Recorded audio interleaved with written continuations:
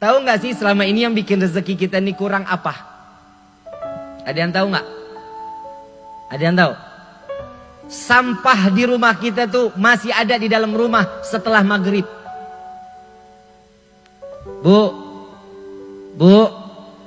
Pak, periksa jam 5 sore sampah kita masih ada nggak tuh di dalam rumah?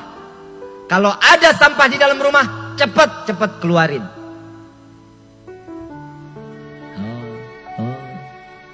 Ngaji, makanya ngaji. Sampah yang ada di dalam rumah nggak boleh terlihat.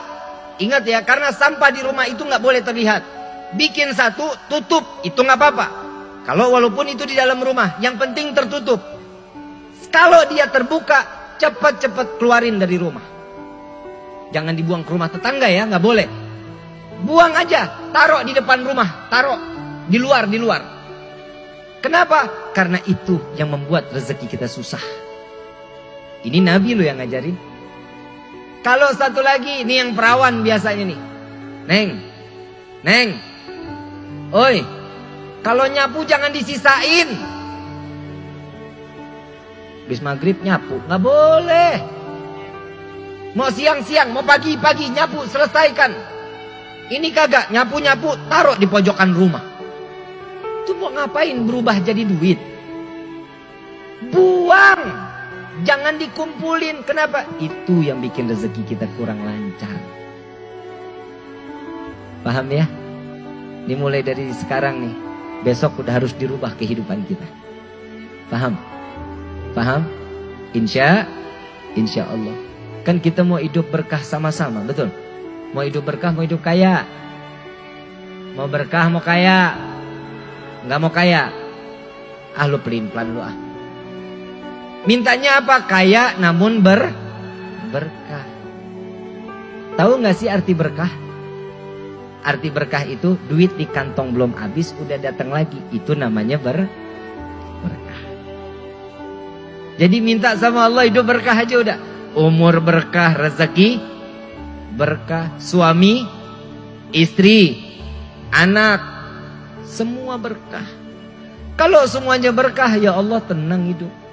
Nggak ada tiap hari pusing. Yang terakhir dari saya. Terakhir nggak nih?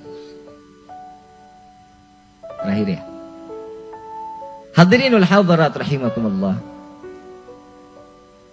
Selepas dari semua yang tadi saya bicarakan tentang ilmu dari Nabi Muhammad SAW, jangan lupa kita selalu bersyukur kepada Allah. Akhir-akhir ini udah banyak yang lupa syukur kepada Allah. Lupa luar biasa. Banyak yang kufur kepada Allah. Ada orang udah disayang luar biasa, dipercaya betul-betul, tapi korupsi. Ada yang begitu? Ada orang yang disayang, didengerin, diterima tampungannya. Ada aja yang nyakitin hati. Hidup kurang syukur. Kalau kita sudah dipercaya, pegang kepercayaan itu. Jangan pernah yang sekali-kali, sekalipun 1000 perak, itu akan menjadi nyusahin kita di dunia, nyusahin kita di akhirat. Hati-hati, uang yang kita nggak tahu, diambil sama orang, itu namanya zalim. Tahu arti zalim? Tahu nggak arti zalim? Sesuatu yang ditempatkan bukan pada tempatnya. Bukan berarti menzalimi orang itu sampai sakit hati, bukan juga seperti itu, bukan. Zalim bukan yang pada tempatnya, sesuatu yang ditempatkan bukan pada tempatnya. Sekarang saya ceramah, duduk di atas panggung. Ini boleh. Saya didudukin di dalam dapur. Pantas nggak? Pantas nggak? Lu bilang pantas, kelewatan. Setiap apa yang sudah diberikan sama Allah, kita wajib syukur. Jangan pernah khianat kepada makhluk Allah.